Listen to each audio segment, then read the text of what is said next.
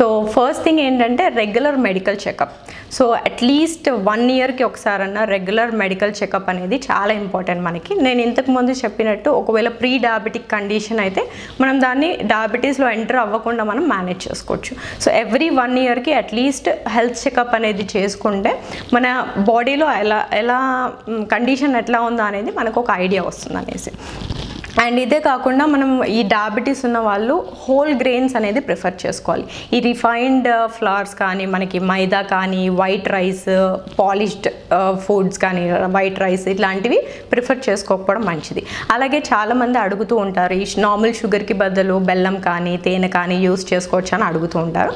So ఈ మూడింట్లో కూడా same amount of sugar అనేది ఉంటుంది. సో మనకి డయాబెటీస్ ఉన్న వాళ్ళకి చక్కెర బెల్లము తేనె తీసుకోకపోవడమే మంచిది.